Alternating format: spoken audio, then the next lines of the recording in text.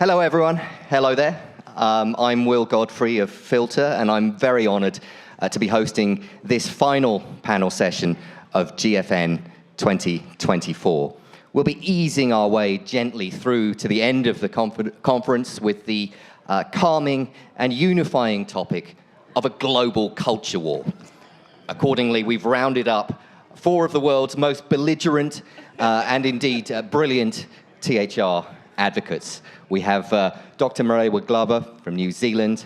We have Maria P., as she's very kindly suggested I call her, from Canada. We have Dr. Rohan Sikera from India. And we have Chris Snowdon from good old Blighty. So what are we talking about exactly? What is a culture war? Well, I'll throw out a working definition, which we can argue about if we wish. A conflict or struggle for dominance within or between societies based on groups' differing beliefs. I think that rings a bell for most of us. We're going to talk about how it's being conducted and how to conduct ourselves through it. But first, just to kind of pin down a bit more what we're talking about, I'll turn to Marewa. Marewa, would you say that this struggle over THR is primarily between groups with fundamentally different objectives, or rather between groups that share basic objectives but just completely disagree on how to get there? Fundamentally different objectives. And so if I can say that my insights into culture wars comes from my training in psychology. The psychology profession has contributed a lot to the ideas of, culture wars. And my personal experience of violence and bullying at work and power and control. So a deep understanding of power and control. Being cancelled was part of that. And my Indigenous understanding of colonisation and the strategies that are used to eradicate a unique culture.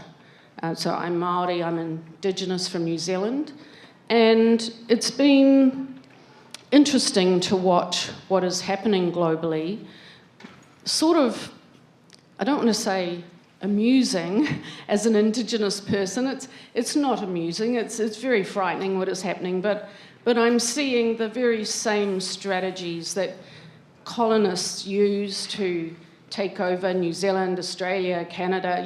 There's 90 different Indigenous countries where Indigenous people live. Millions of Indigenous people have been through this experience. And it's kind of like you're all being colonised now. And we sort of look back and go, So, yeah. I looked up culture wars just on Wikipedia. Me too. Yeah, very similar to what you said, but it said that in political science, a culture war is a type of cultural conflict between different social groups who struggle to politically impose their own ideology, beliefs, virtues and practices upon their society. And I thought, yeah, that pretty much sums it up. Thank you for that, and we'll return to those to some of those important thoughts about cultural differences and the colonisation aspect later, I hope. But first, just to kind of take a show of hands, I mean, Marewa's answer to my initial question, is it between groups with fundamentally different objectives or groups that share objectives but completely disagree on how to get there? Marewa said fundamentally different objectives.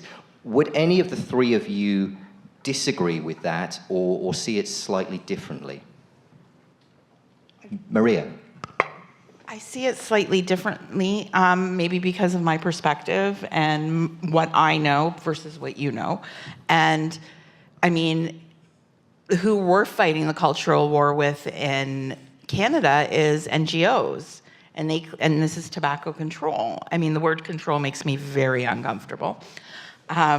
But they want people to stop smoking. I want people to stop smoking. So fundamentally, if that is what they want and if that is what I want, we have the same goal. I think their problem is the word control that they've had for the last like 50 years. Some of these people have been in it for so long that they haven't been able to move with the times. They haven't been able to evolve. You have to ebb and flow, especially when it's human beings. I was just thinking the other day, vaping is the first disruptive technology in the 21st century. Like, it's the first one that came out, and it disrupted a lot of things. And I think the biggest one is disrupted for NGOs is what they've always believed in. There's only one way to quit smoking.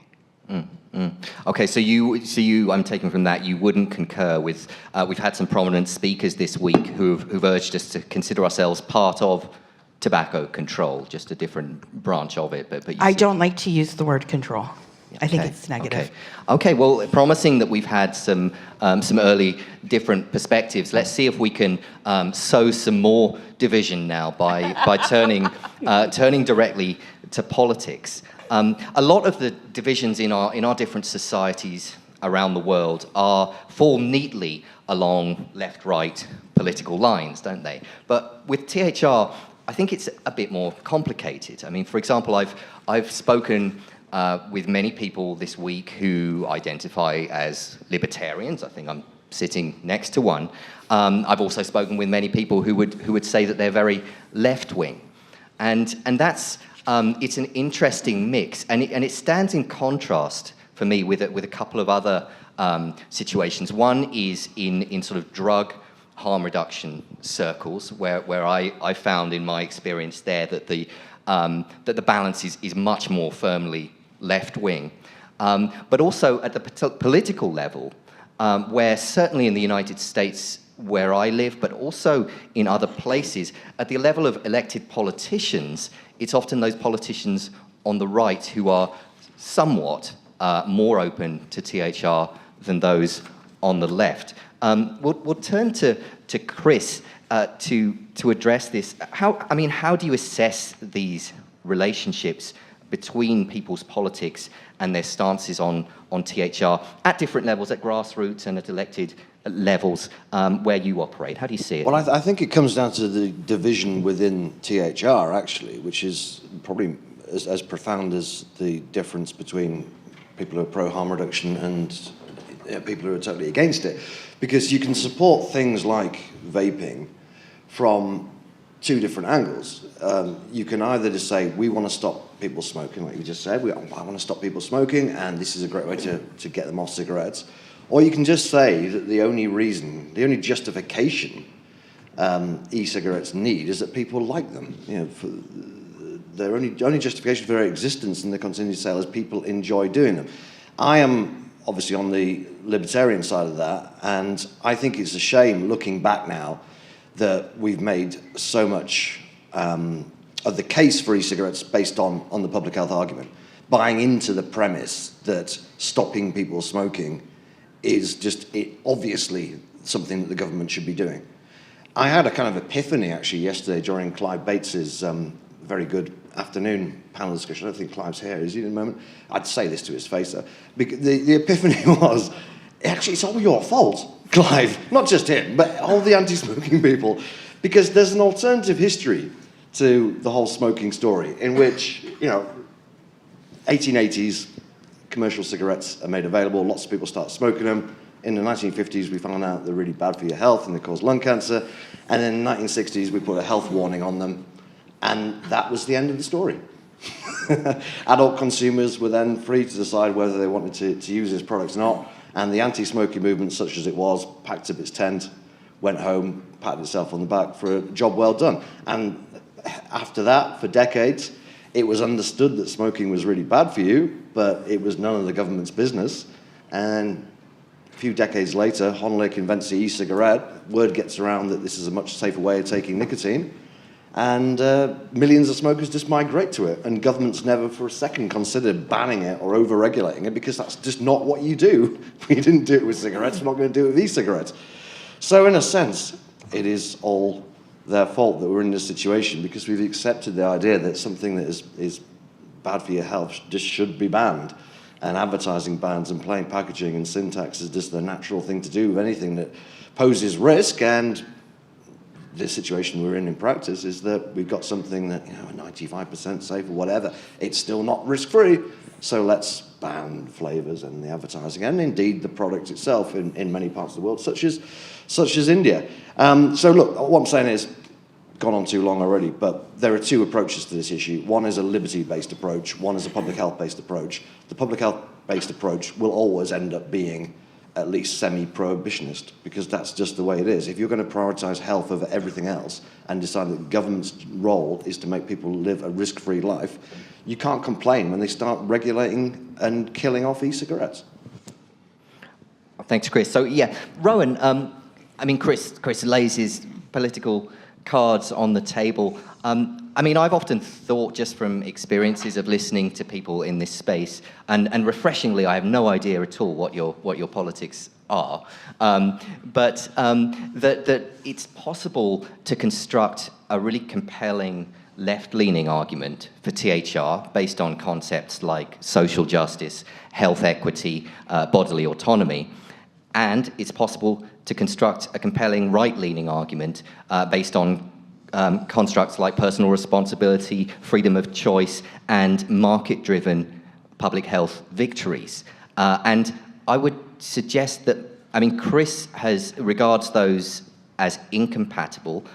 Are they incompatible? I would suggest that they're not necessarily mutually exclusive. How do you see it? So, talking about politics, even I have no idea how the politics work, but coming as a medical point of view, I am a doctor, we see patients every day. One of the reasons why we face such a big issue in India is because a lot of taxation and a lot of income comes from agricultural resources. And elections are one on that. And there's a very big geopolitical situation over there. The entire vape ban which happened was targeted towards the youth not getting access to these products. But what we saw was a paradigm shift. The moment the vape ban came into place, there was a sudden surge in the usage of devices among the youth, which basically did the exact opposite of what it was supposed to have done. There should have been a regulation. There should have been a political discussion on this. There should have been an open-ended forum where things would have been discussed. But that didn't happen. It just came in right out of the blue. So that was something which was surprising for all of us. And what happened was, whenever you have any kind of prohibition, whether it's drugs, you have alcohol, anything, you just drive the whole thing underground. And then you see this booming black market. You don't have any regulatory control over that. You don't have anything, you don't get any taxes out of that. You're getting products which have no quality control, no quality analysis. You don't know what those contents are. You get a whole range of problems, and that makes the entire matter worse, because now people are falling sick because of inferior quality products. Yeah, so certainly we've heard plenty about India's ban, which is one of the most notorious in the world. I always imagine that you must be subject to something of a double whammy, both living in India and being a member of the medical profession, which we know has been shown that misperceptions about nicotine there are basically the norm. What's it like for you, just on a personal level, operating in that space? What kind of pushback or reception have you received from your medical colleagues? I think that the medical profession is ideally suited to do THR. And the issue is that 95 to 99% of doctors in India have no clue what THR is. And everything about THR is all based on perceptions and miscommunication, misrepresentation, and false messaging that all THR is only e-cigarettes or liquids.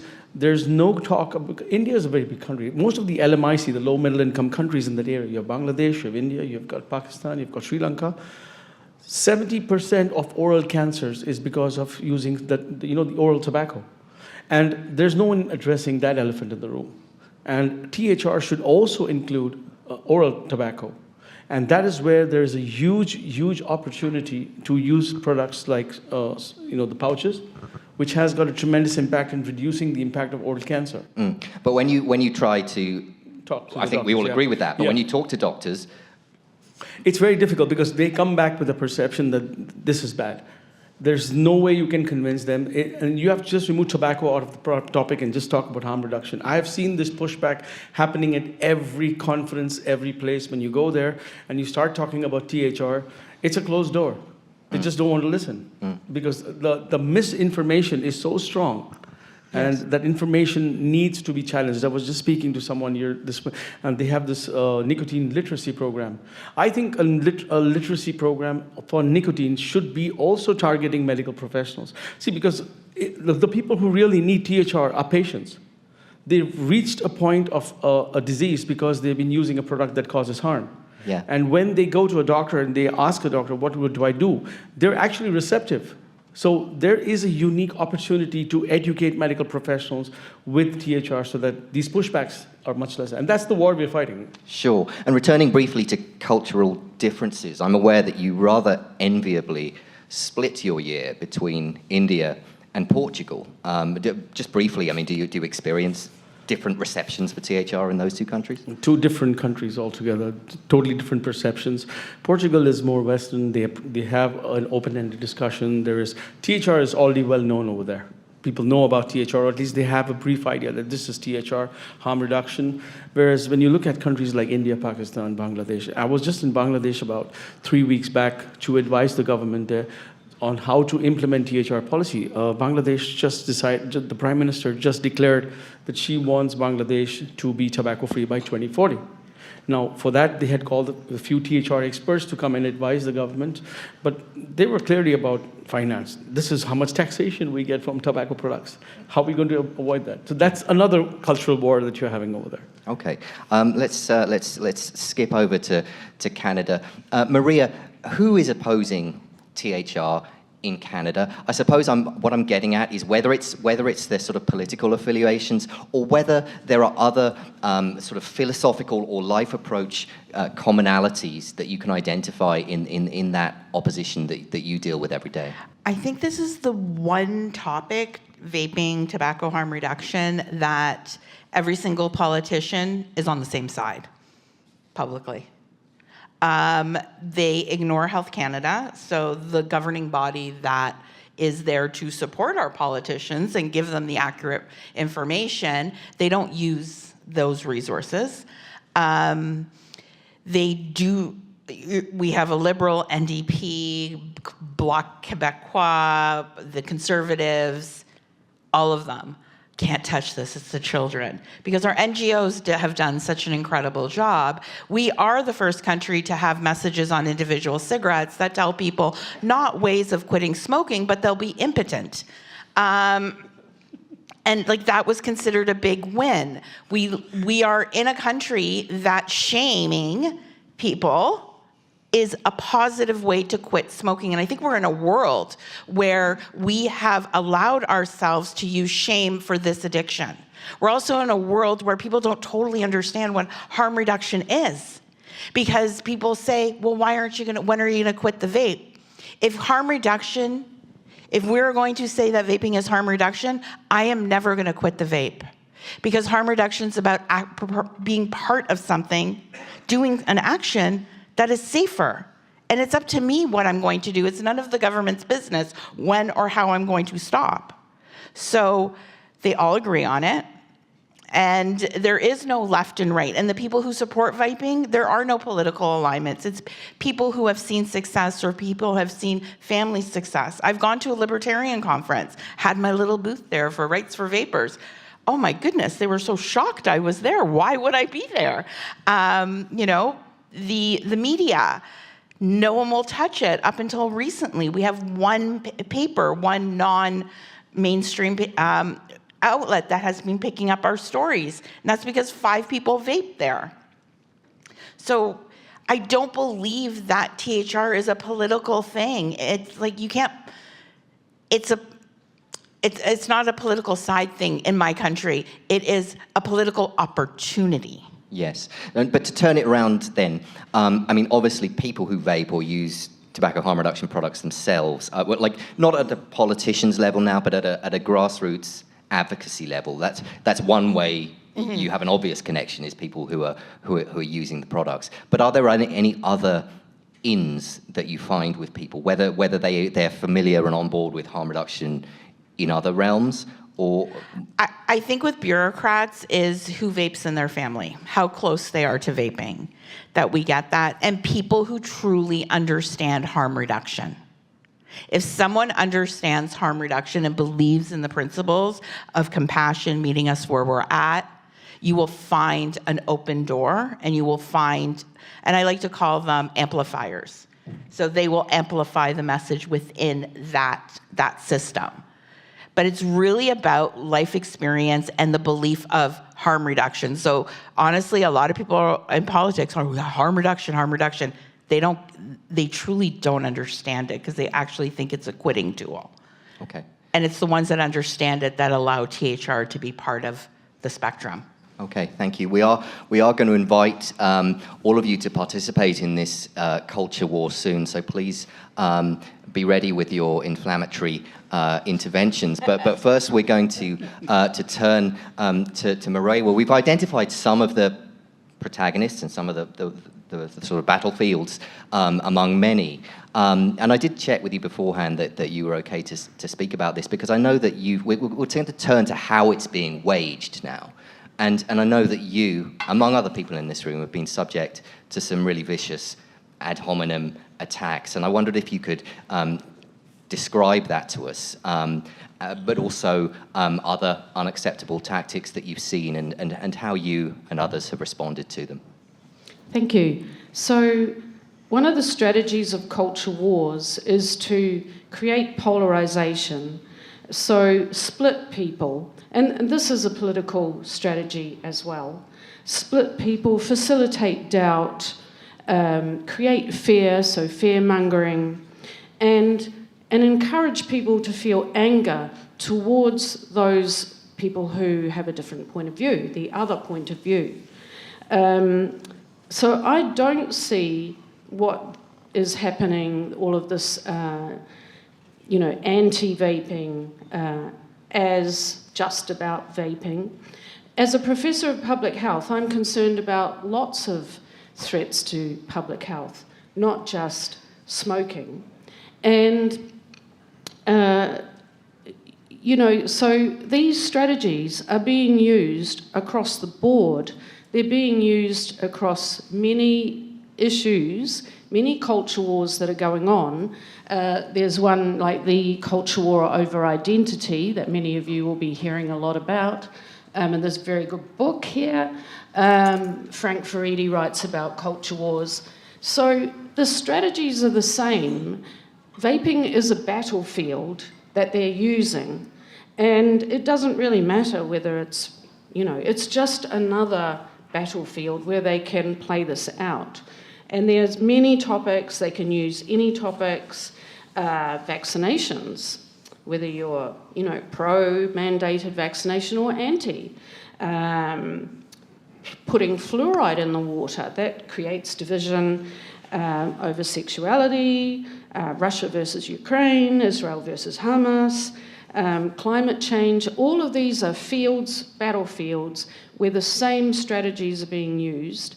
And that includes cancelling people, threatening people who will not fall in line with, in terms of public health,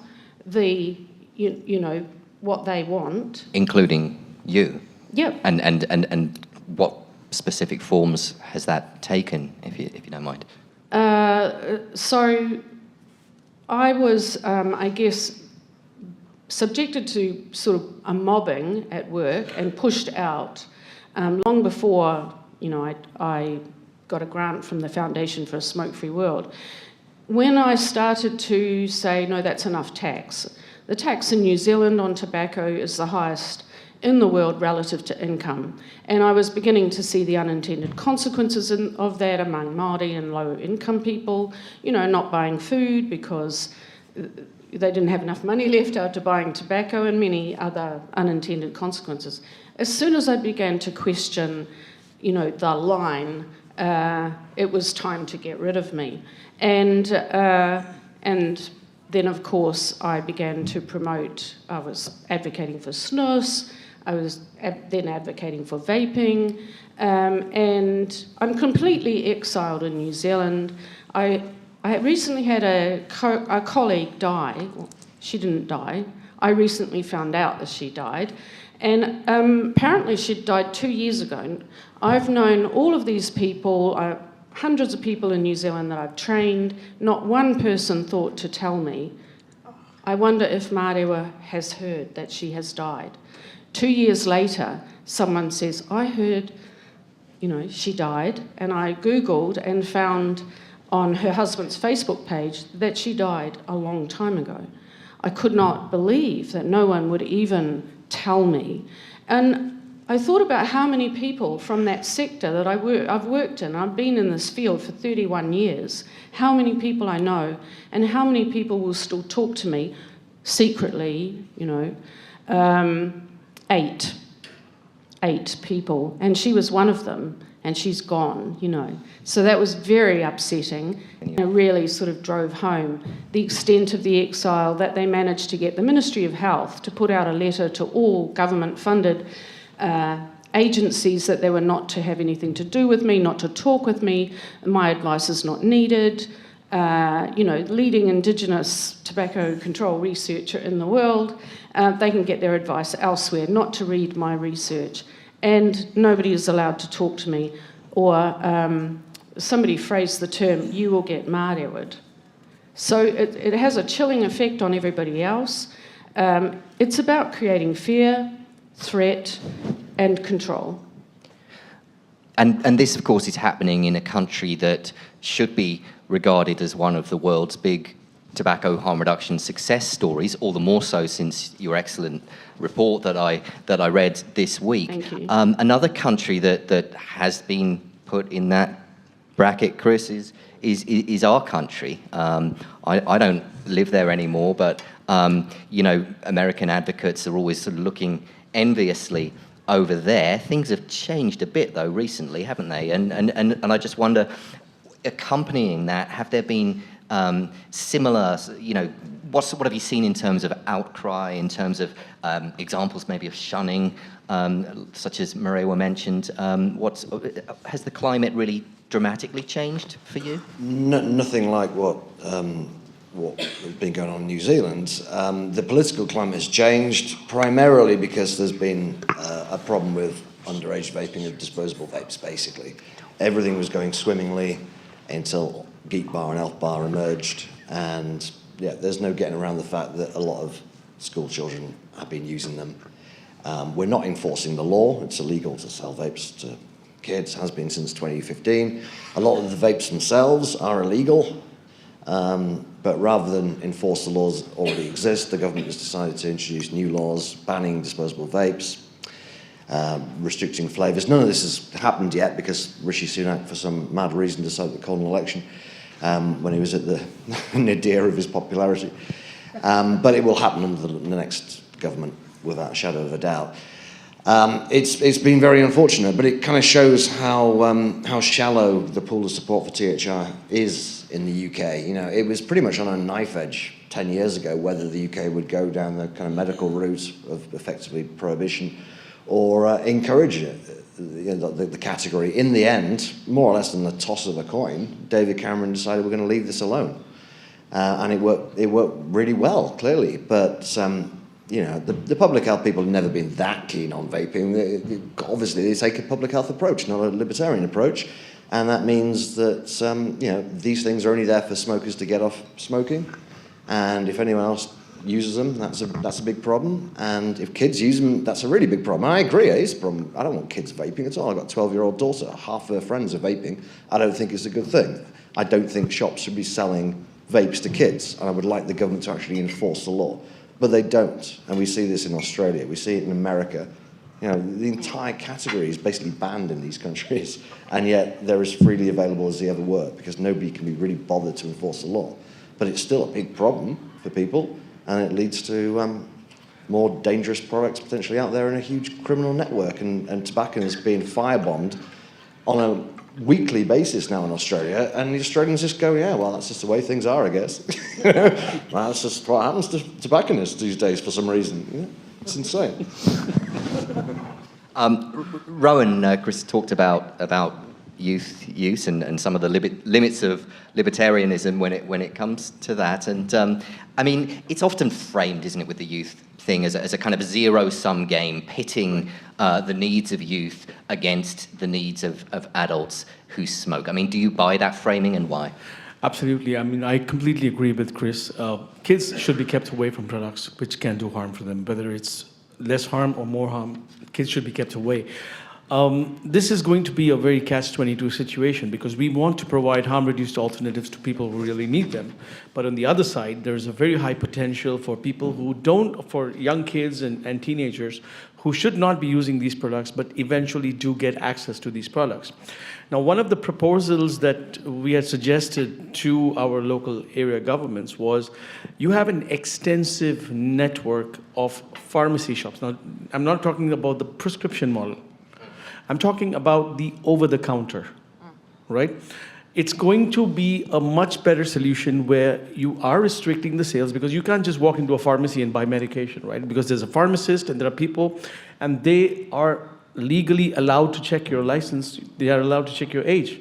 So it brings that problem down significantly, moving these products into a semi-regulated kind of a situation. Whereas India's ban has done what to youth vaping? It's just taken the whole thing and blown it up in a very, very big underground market. I have just outside my clinic, where I practice medicine, just outside my clinic, I have 6 shops selling all these products. And even though there's a big ban, it's illegal to even possess a vape. It's illegal to possess pouches. There are websites all over the place. You can just sit here and Google it. You'll find shops all over India online supplying it to your doorstep. So what's the point of the ban? It didn't make a sense. I mean, it's just mockery. So let it be regulated. Let it be, brought under the purview of control. I mean, I know you don't like control, but at least regulation, right? Yeah. So, yeah. So Maria, we're going to invite audience questions and thoughts right after this. But Maria, I was going to put this sort of similar question to you as I asked Maria about the sort of the attacks, the tactics that you've seen from the anti-THR lobby in Canada. However, I also wanted to extend it to ask the question of whether, looking at ourselves, are there sometimes behaviours and certain messages from us that are inappropriate or counterproductive? I mean, just to Skip Murray, a well-known American advocate, wrote a piece for us recently calling for a sort of a kinder THR debate in which she emphasised the really egregious behaviours of the opposition, but also turned a bit of a mirror on ourselves and asked whether some of our behaviours are actually likely to persuade people who disagree with us as opposed to antagonising them. And so it was a thought-provoking piece, and I will say that a very small minority of responses from within our community were sadly abusive to that. So kind of looking at both the tactics used on both sides, first the opposition, but also do we need to check ourselves sometimes? I can't speak for other people, but I can speak for myself. I'm perfect. No, sorry, that was my joke. Yeah, I'm mean sometimes. I own it. I own it. Some of the things I say, I call people out for being old in tobacco control, and I'm like in my 50s, so I need to check myself on that. So I've been pausing on that. No one's perfect. Does it hurt my feelings? Or does it hurt my ego is where I start thinking to myself. So when I call them the classic 5, again, another dig on how long they've been in business for in Canada. When they go to the CBC, our state paper, and they do this entire interview about me, and it affects my mental health. And it's really hard to try and put myself in that position of, oh my God, these people are criticizing me for having a website that I'm not sharing my address on. And the reason for that is because someone drove for 4 days to come and tell me what I'm doing is wrong. So I'm not gonna make myself available to some crazy person. But they don't care about the reasons. They care about what they see. So I'm getting to this. So I get attacked. And you can take so much and you take so much and you take so much. And unfortunately, there have been times where I've turned around and just slammed the wrong person, not the person that has said anything to me. I'm now finding other ways of kind of manipulating, changing the conversation over. I look at it positive. We have had a flavor ban, and I'll use this as the negative, the negative attacks. We had a flavor ban resurgence happen recently because of our Minister of Health, who has a long history with heart and stroke. And he's been quoted as saying that his job at Heart and Stroke gave him his life back. So he is indebted to these people. His speaking notes are life and stroke. He lies. He says people have died in Canada from vaping. Heart and Stroke said this, not Health Canada. So we've done a campaign. We've gone out there and we've been very open and honest about it, where we've reached out to vape businesses and said, this is our plan. This is how much money it's going to cost. Can you support us? But you can't tell us what to do. It was all in agreement. We've been very public and open. So ASH Canada, Physicians for a Smoke-Free Canada, and Coalition de Tobacco decided to take out a press release and attack us and attack what we did, trying to tell everybody that we're hiding the fact that industry paid for it, which we didn't. So you try and be as you are as honest as possible, because you're going to get attacked even if you're honest. And they put together this entire, I think the press release must have cost $7,000, a link to everything we did, which to me was like a love note. It was a scrapbook of all my efforts and our efforts and history just staying there in this beautiful $7,000 press release. So I thanked them for that. One of the advocates that was attacked, who was Marion Burt, picked up the phone and called them. They answered the phone. Cynthia Collard answered the phone. And those of you that are in, you might or might not know who Cynthia Collard is, but she's a very mean person in Canada, and we don't have many of them. And Marion called her and said, how dare you put my name in your mouth? You are not to speak about me again. And this is Marion Burton. If you guys don't know her, follow her on Facebook. But she's a 75-year-old retired librarian who has quit smoking through vaping and loves it. And Cynthia and her came to some sort of agreement. But the biggest lesson that we took out of this was Cynthia, and Marion said, I can say this, Cynthia told Marion, don't worry, you're still going to be able to get your vaping in the black market. This is the person that is fighting to remove vaping, and they are very well aware that there will be a black market and that we're going to be able to access it. Yes, both sides are mean. We kind of deserve it from each other because we're mean to one another, but the best that you can do is try and frame it in a positive perspective. I could have taken that press release and gone down a downward spiral, but I looked at it as a love note. Someone took a lot of time to track everything that we did, and damn it, I'm proud of it. So I'll send out that release and show you guys everything we did to put a stop to this flavor ban. And the more they yell at us and the more they talk about us negatively, I believe the more we win. That's a lovely bit of reframing. Thank you. So yeah, we'll invite anybody like to. I will come back to you guys. Certainly, we'll leave time to talk about the end game, the way out of this. But I would love thoughts, comments from anyone in the room, whether to a specific panelist or to open. Yes, over here.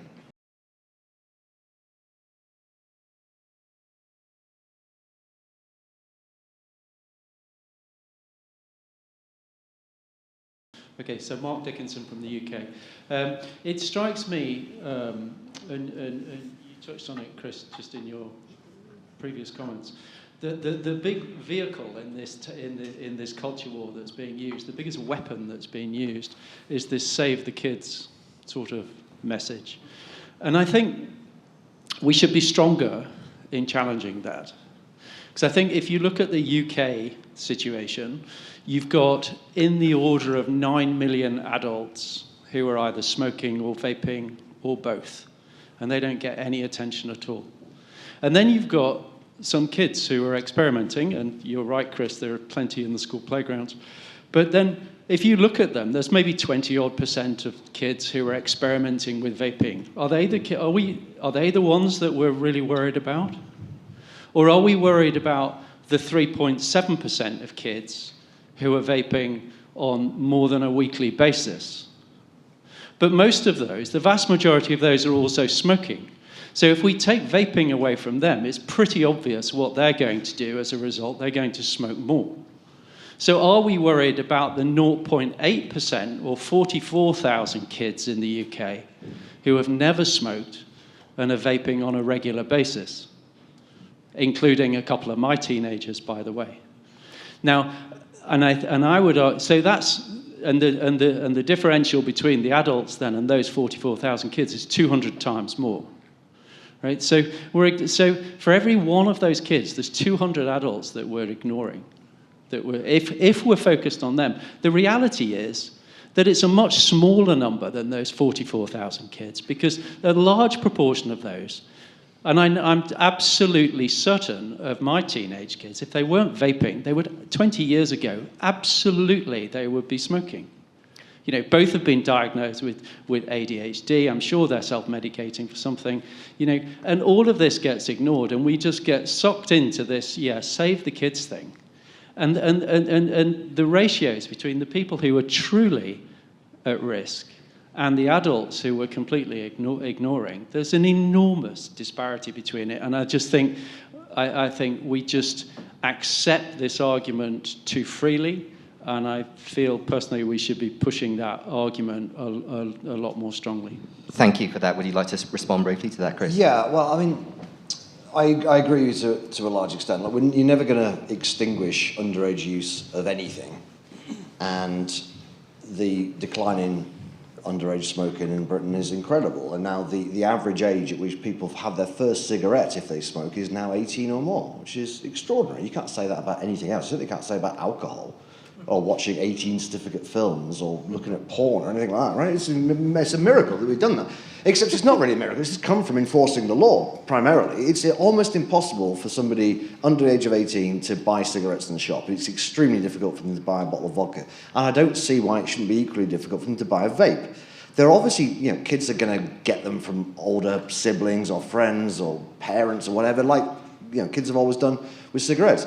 But you can say, well, we should make the argument that it's a good thing that kids are vaping rather than smoking, but bloody good luck with that, with the general public, you know? It's not going to work. There's been, I don't like to use the word moral panic about things like this, because sometimes it's kind of justifiable to some extent, right? There's been a massive upsurge in the number of kids, and I don't mean 17-year-olds, I mean 10 and 11-year-olds vaping. And I personally, call me a fascist libertarian if you want, I don't think that's a good thing. I'm very libertarian when it comes to adults, but I believe that you have to be kind of fairly rational and fairly well informed, and I don't think 11-year-olds are. So I'm not going to defend shops selling vapes to children. We could be doing a lot more about it, but rather than doing something about it, we're bringing in all these other policies which are having an effect on adults. And let's face it, that's actually the plan all along. The think of the children argument is nearly always used as an excuse to clamp down on adults doing things. But having said that, that argument wasn't being used in Britain until about 2 or 3 years ago. You know, it's not just an excuse in this instance. There are legitimate concerns that parents and teachers have had for quite a few years. I saw this bubbling up way before it made it into the papers, because my nephews were all vaping, or their friends were vaping, you know? And I could see this, train rolling towards us, and I kind of kept telling people, someone needs to do something about this, because this is going to blow up. And it has now. And I see, actually, the same thing is going to happen with nicotine pouches. Hasn't happened yet, but nicotine pouches in the UK are totally unregulated. You can have as much nicotine in them as you want. You can legally sell them to kids. The government has done nothing about trying to stop this emerging hysteria. I think it will happen, because what will happen is some toddler will eat a whole load of them and have to have their stomach pumped. You're going to have kids passing out in school because some company has come in with like 100 milligram version of nicotine pouches. And the response will be the same. It will be an overreaction, and they'll just ban the category or restrict it really, really heavily. You know, you can't totally ignore people's genuine concerns about things. And I know I don't sound very libertarian saying this, but actually these things need to be regulated. Okay, just to play devil's advocate, I mean, for a moment, on what basis would you draw a regulatory distinction between this and the cup of coffee that Dave Sweeney mentioned yesterday? Well, I think that nicotine is a lot more addictive than caffeine, for a start. I know some people say they're really addicted to caffeine, but, you know, I don't believe them. It's potentially toxic, which caffeine isn't. You know, you could actually have a child eat a whole load of these. You know, you don't need to have that much nicotine as a child to have a bad reaction to things. Yeah, I don't know. Am I in a minority here in thinking that kids shouldn't be sold nicotine? I think both Marewa and Maria would. Okay, Marewa. Yeah. Just back to the topic of culture wars. A key strategy of any culture war in all of the different battlefields is to use children. One of the objectives is to create fear among the parents. All culture war is about creating division, which you do by fear. And Noam Chomsky's book, Manufacturing Consent, is a very important book to read to understand how this is done. So children are not only, and having been in tobacco control public health, which I see tobacco control as part of public health are doing this across a number of topics. Tobacco control, and I've never liked it, have always used children, and they exploit children, and they teach children the all of the messages. And at conferences, world conferences on tobacco control, they always had a youth, they would bring youth from around the world, and they would teach them. All culture wars do this. They target children, and in some other areas you're seeing this, the identity wars, they are targeting children, they're putting it through schools, and they bring the children out and do like street protests. They drag the children to select committee hearings and have the children say the messages. And I have worked with youth, and they don't like it. They know they're being used. Certainly stark parallels with the war on drugs, among other examples there. Okay, let's bring some more people in. Would anyone like to share experiences or thoughts or put a question? Yes, Norbert. Well, I have to say nicotine and caffeine are pretty similar. I have overdosed on both a little bit. And the effects are very similar. Cold sweat, palpitations, nausea, yes, both from nicotine and from caffeine. And it took a little bit longer from caffeine for the symptoms to abate, but there is no very strong difference. And once I switched to vaping, the addiction factor, the cravings were were strongly reduced compared to cigarette smoking. It was on the level of my addiction to caffeine in the form of green tea. And yeah, I could stand 4 hours without nicotine and had just about as much cravings as I have had about for the tea. Okay, thank you. That's a debate that can definitely rage on afterwards. But let's, to broaden it out, I mean, one big elephant in the room we haven't mentioned is the role of industry in the culture war as a spectre, as a factor, as an ally. And I don't know if anybody would like to speak to that or other elements. Maria? Yeah. Okay, since we have all these scientists here and science people, and I'm not, what is a youth? Because we get these studies about youths ages 40 and under, Now, I mean, I'm 52. I would love to be considered a youth, but that's not going to happen. Like, what's the cutoff age? Because I'm starting to worry about the way these numbers are being projected of, oh, you know what? A 25% increase of Canadian youth who vape, and the number is 39 and under. So what is a youth? Can someone tell me what, like, is there a gold standard? Yes, you over there. That youthful Ariel. I just want to know.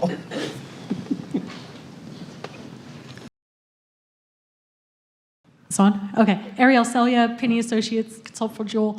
That's a great point. I think there's an expanding definition of youth. It used to be under the purchasing age, which used to be 18. Now in the US, it's 21. But beyond that, there is more of a trend in recent research towards the 18 to 24, 18 to 25 age group. And even in the US, half of these are legally able to purchase nicotine products. So I think there's a bit of a mission creep going into young adults. And as you mentioned, it can go up to 35, 39. I think anecdotally, and I don't have hard evidence for this, but I think there's they've been looking for a gateway. They've been looking for evidence for a gateway in the youth numbers for smoking. And since they're not finding that, I think they're waiting to see something happen in the young adult age group. So I think that explains some of the expanded focus. Okay, thank you. Yeah, it used I'm to looking forward. intensely annoy me to be asked for ID when buying alcohol in the United States, but as the years have gone by, I feel increasingly flattered whenever it happens. But yeah, I mean, to move on to sort of, I'll throw this out there and then I'll come to you, Roberto. But to sort of move on to towards the end game concept. I mean, we've heard differing perspectives this week. We've heard some powerful and influential voices call for building bridges, for reaching common ground with mainstream tobacco control, to compromise where necessary, and to listen to the other side. We also hear powerful advocacy voices saying there can be no compromise when it comes to the truth, and that the people who are doing this must be held accountable, must be called out. Are those two visions compatible? And if they're not, where do you fall along the spectrum? I'll ask that to any of you. Rowan. So, Will, I'll just answer that question with a small observation that I think. I see a lot of similarity between the way they have been able to regulate alcohol. And like you rightly said, you can't have a kid go up there and just buy alcohol, can you? You need an ID card, you need some form of identification, because if they do sell alcohol to a kid, then they can get into a lot of trouble. Now, if we have an infrastructure which is already existing, now understand me properly here, both alcohol and tobacco harm reduction products have the ability to create good and harm. I mean, it's a good, when you take alcohol, it gives you a little bit of relaxation. In small doses, alcohol, by the way, is a drug. In small doses, it works as a mood elevator. In larger doses, it works as a depressant. But even if you look at alternative tobacco products or nicotine pouches, you look at electronic cigarettes, they have the potential to cause both harm and good. Good in the people who are on combustible tobacco and all the other forms of oral tobacco. Harmful for people who have never used these products and are initiated, and somebody mentioned gateway, right? So if we have the infrastructure, rather than going for a ban and sitting and having all the hoo-has and all the arguments, why isn't there any government that is willing to take that route, go through either the pharmacy or go through channels which are selling alcohol, so that you have a barrier to prevent people who shouldn't be taking it from buying it, and allowing people who are enabled to take it from taking it? I'll give you some really interesting medical statistics, and that's what I do. I love medical statistics. 2018, there was a survey which was conducted in India. 20 million kids in the age group of 10 to 14 have smoked at least 5 to 10 cigarettes a year. 20 million. That's more than the population of some countries.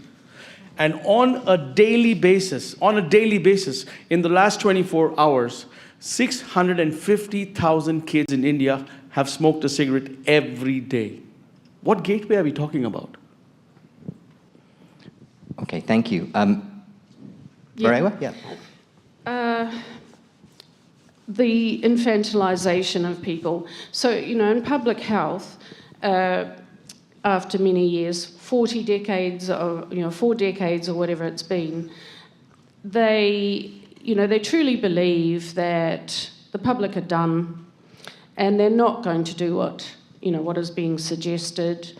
So there is an infantilization going on of adults. This is why the mission creep with the age, to justify, the public health gods, the professors, are going to save us all because we can't save ourselves. So that's a fundamental kind of belief.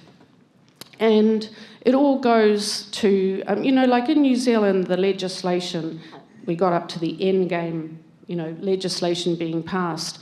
But prior to that, there were a couple more, 3 more sort of small amendments. So they now break up amendments to the law into a small piece. And a friend in Australia, I'm like, why isn't anyone saying anything? And they're like, oh, this is, it's like death by paper cut. A small piece of change is proposed, and it's too small for people to go to the whole effort of, it's just accepted that this is just going to go on and on and on, whether it's, banning you having cats. First it's you can't have a cat go outside at night. The European Union with the you can't have a straight banana. There's all sorts of very small changes and laws that are made. One purpose is to make people wrong. They're doing something illegal, and then that encourages people to, moral outrage about them. Paternalism and control, and I've often heard expressed, Chris, the envy or frustration of public health that THR isn't a solution that came from them. Presumably, you would. Yes. Concur. Yeah, that's part of it, I guess. I mean, I still don't really know what a culture war is, to be honest with you. But insofar as it involves imposing norms, massively changing norms, making bold assertions and then accusing other people of starting a culture war when they disagree with it, it's kind of going on. I mean, the kind of assertion you could include would be something like vaping is more dangerous than smoking. And now the majority of people in most countries think that vaping is at least as dangerous as smoking, right? If that's part of the culture war, then yeah, we are fighting a culture war, we are losing, and we shall go on losing unless we find a billionaire like Mike Bloomberg who happens to be in favour of THR and is going to pump a huge amount of money into it. It is just a war. It's a war of attrition. The other side have a huge amount of money and lots of very prolific academics who keep pumping out basically the same kind of 2 or 3 studies on a regular basis, looking at zebrafish or talking about the gateway effect. The media love it because the media doesn't like good news, it likes bad news, fair enough. And over time, people are just being ground down. And it doesn't help that we also live in an increasingly mean-spirited and small-minded society. Western civilization, in my opinion, is rapidly running away from the Enlightenment. And we're becoming a very intolerant and bigoted place where everybody's looking for something to ban. And it becomes a circular firing squad in which everyone's liberties are eroded and no one seems to be able to do anything about it. So what can be done? Well, like I say, we need a huge amount of money pumped into it. We need lots of active people, but quite understandably, people are exhausted doing it, and I take my hat off to people like Clive who just keep on going on about this. I mean, I kind of speak about other areas, so at least I get a sort of break from it every now and again. But it's very, very depressing. We know we're right about this, right? On the basics, we know we're basically in the right. We're on the side of the angels, but we're outgunned, outnumbered. My only hope actually is the black market, and I really take inspiration from looking at what's going on in the USA and Australia and these other countries, and India for that matter, because it actually doesn't really matter what the regulation is anymore. People are clearly just doing whatever they want to do. They're going out there saving their own lives, and there's nothing the government seems to be able to do about it. So, yeah, bring on the smugglers. Yeah, this notion borne out by the, over 120 million people worldwide that tobacco harm reduction is happening, will happen. It's just a question of whether governments will control it or somebody else. And Roberto, I promised about 25 minutes ago to come back to you. I haven't forgotten. Yeah. 5 years ago, in a video interview by GFN, I mentioned this idea. What happens when the angels are lying and the devil is telling the truth? I think this is important. It understands how this, the cultural war and the actual usage of THR products occurs in developed countries and underdeveloped countries. Like in developed countries, public health is trusted. I know that COVID and this trust is decreasing, but still most people trust public health because public health has delivered in previous decades against communicable diseases, etc. So here you have angels that are lying. And on the other hand, on countries like India and Mexico, we don't have these angels. We do not trust government institutions, right? So we don't have angels that are lying. And this means that there is an increasing, see, when you say black market in the context of England, or in the context of Sweden, or even the US, it is an adventurous issue, right? Because the law is enforced. But for us in the lower and middle income countries, it's normal. I just wanted to bring this point. So you're expressing some optimism in the power of the illicit market in lower and middle income countries specifically. Yeah, we see it. We see it in India and Mexico, Brazil. Yeah. You see the so-called that would-be angels in the developed world. They banging their chests and protecting children and the WHO and public health, etc., etc. But then in our countries, these people are naturally not trusted. Yes. Right? Thank you. And so it is easier for us, there is much less barriers to go to the black market. And then the black market itself is very diverse. When you say black market, you imagine I have to go to an alley with a machine gun and face some sicarians and cartels and so on. No, it's not like that. The black market has a large section of informal. They are illegal because they are not registered and so on.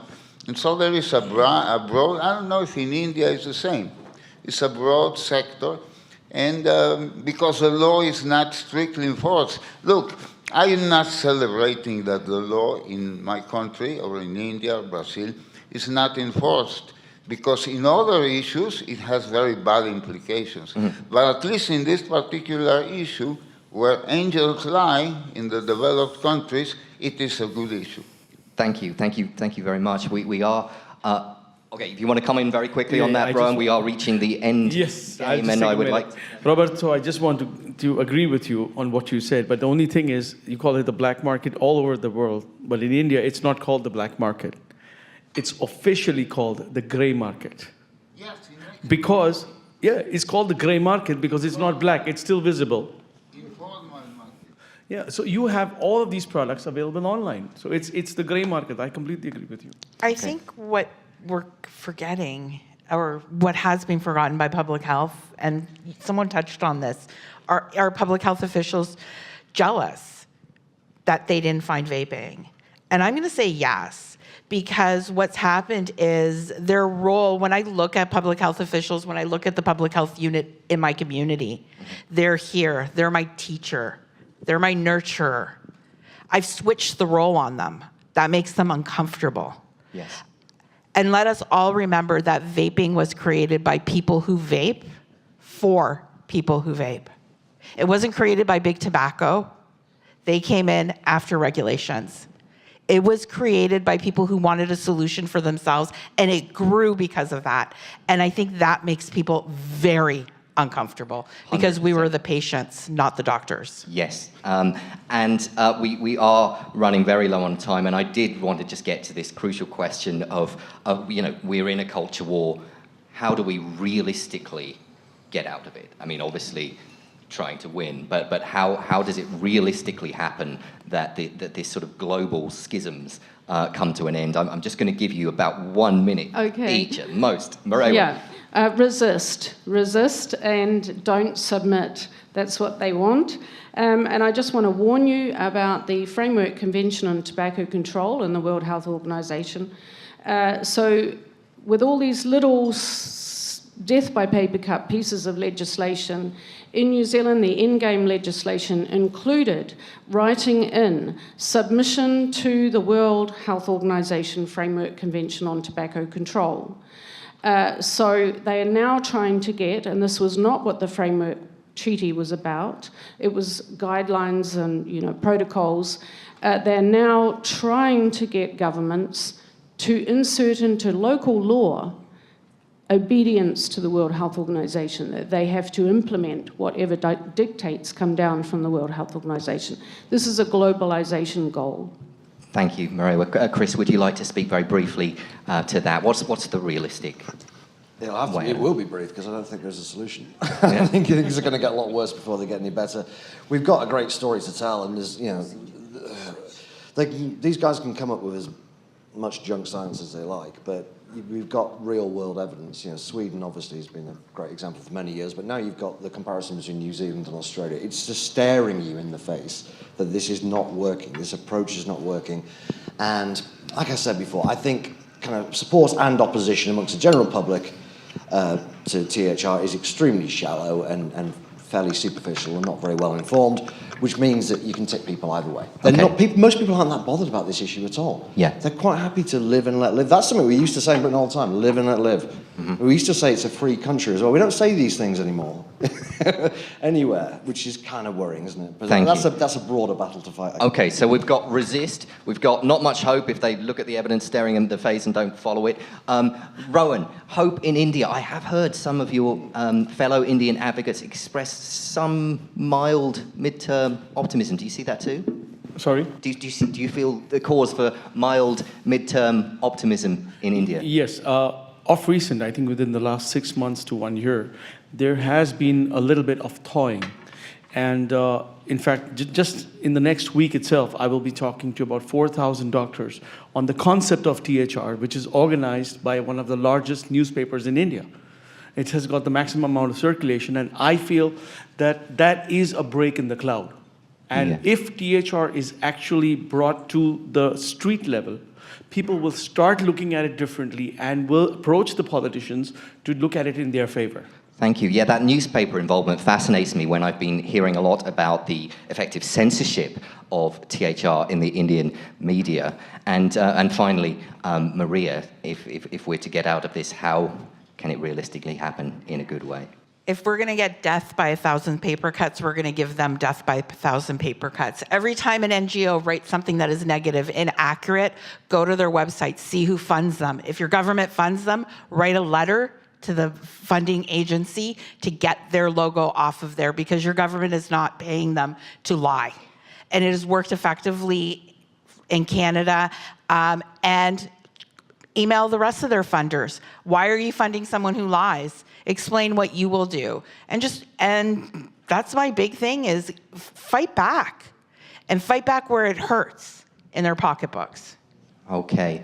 So, folks, that just about brings us to the end. Before I hand over to Jess, I believe we are, as we've heard, in a culture war. Some of us may relish it. Some of us may be exhausted by it. Some of us may yearn and work for reconciliation. But I think all of us, for this cause, can take a little bit of pride in our battle scars. It just remains for me to thank very much Chris, Rowan, Marewa, and please show them your appreciation. Thank you.